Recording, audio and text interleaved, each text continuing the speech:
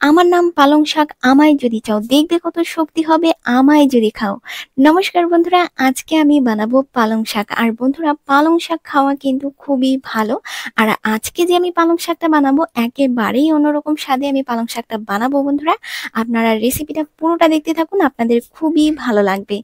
তো বন্ধুরা, এই যে দেখুন, এখানে আমি পালং শাক পরিষ্কার করে বেছে ছোট ছোট করে কেটে নিয়েছি। আর এই যে দেখুন, এখানে আমি বেগুন নিয়েছি আর নিয়েছি আলু।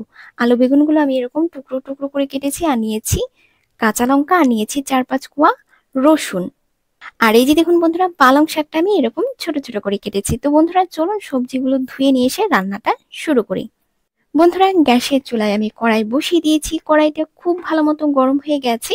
এখন আমি কড়াইতে দিয়ে দিচ্ছি সয়াবিন তেল। বন্ধুরা, তেলটা খুব ভালো মতো গরম হয়ে গেছে। প্রথমে আমি আলুগুলো ভেজে তুলে নেব। দিয়ে দিলাম আমি অল্প একটু লবণ, আর দিয়ে দিলাম অল্প একটু হলুদ গুঁড়ো। গ্যাসের আঁচটা একদম লোতে রেখে বন্ধুরা আমি আলুটাকে ভাজছি, যাতে করে আলুটা ভাজতে ভাজতেই আলুটা সেদ্ধ হয়ে যায়। তো তার জন্য বন্ধুরা আমি একটুখানি ঢাকাও দিয়ে দিলাম, তাতে করে আলুটা তাড়াতাড়ি সেদ্ধ হয়ে যাবে।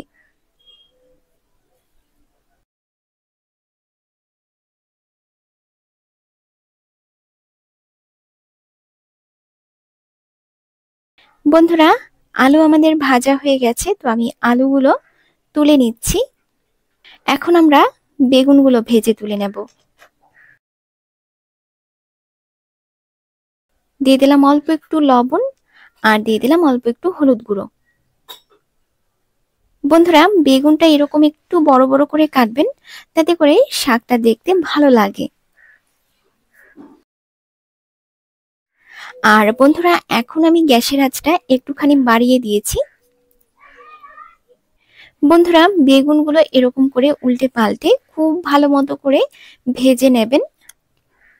বন্ধুরা, আমি পালং শাকের অনেক রেসিপি দিয়েছি, আপনারা আমার চ্যানেলে গিয়ে পালং শাকের অন্যান্য রেসিপিগুলোও দেখে নেবেন, আপনাদের খুবই ভালো লাগবে। তো বন্ধুরা, বেগুনগুলো আমাদের ভাজা হয়ে গেছে, তো আমি বেগুনগুলো তুলে নিচ্ছি। এখন বন্ধুরা আমি ফোড়নে দিয়ে দিলাম 3-4টা শুকনো লঙ্কা, আর দিয়ে দিলাম অল্প একটু কালো জিরা, আর দিয়ে দিলাম চেরা কাঁচা লঙ্কা, রসুন কুচি। এই ফোড়নগুলো একটুখানি আমরা ভাজা করে নেব। আর বন্ধুরা, লঙ্কাটা মনে হয় আমি একটু বেশি দিয়ে ফেললাম, তো আমি একটা লঙ্কা তুলে রাখলাম।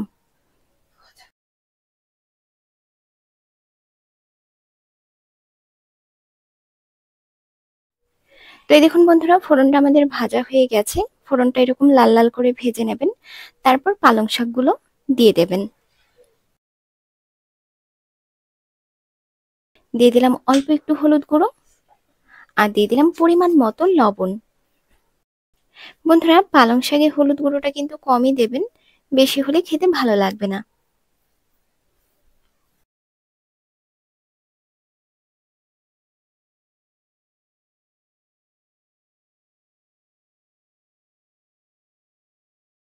বন্ধুরা, পালং শাকটা আমি খুব ভালো মতো নাড়াচাড়া করে নিয়েছি। আর শাকটাকে ঢাকা দেওয়ার দরকার নেই, শাক থেকে যে জলটা বেরিয়েছে তাতেই কিন্তু শাকটা সেদ্ধ হয়ে যাবে। বন্ধুরা, শাকটা একটু আমি ভালো করে নাড়াচাড়া করে নিচ্ছি।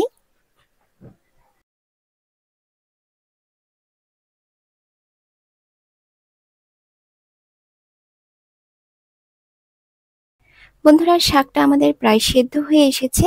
আর শাক থেকে যে জলটা বেরিয়েছিল সেই জলটা একেবারে শুকিয়ে গেছে। শাকটা বন্ধুরা এরকম ঝরঝরা বানাবেন, যাতে করে শাকটা নরম না হয়ে যায়।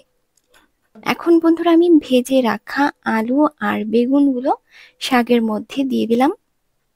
আলু বেগুনগুলো শাকের সাথে আমি খুব ভালো মতো মিশিয়ে নিচ্ছি।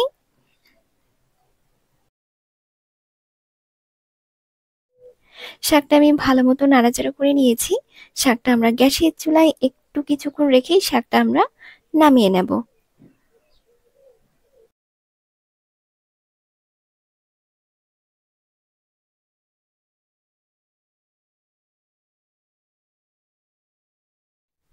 বন্ধুরা, শাকটা হয়ে গেছে, শাকটা এখন আমি নামিয়ে নেব। আর দেখুন বন্ধুরা, শাকটা কত সুন্দর হয়েছে।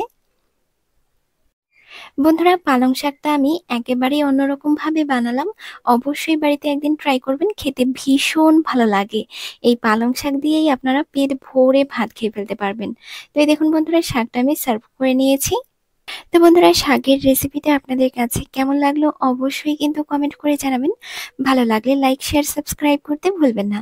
তো বন্ধুরা, আজ এই পর্যন্তই। আপনারা সকলেই খুব ভালো থাকবেন। নমস্কার।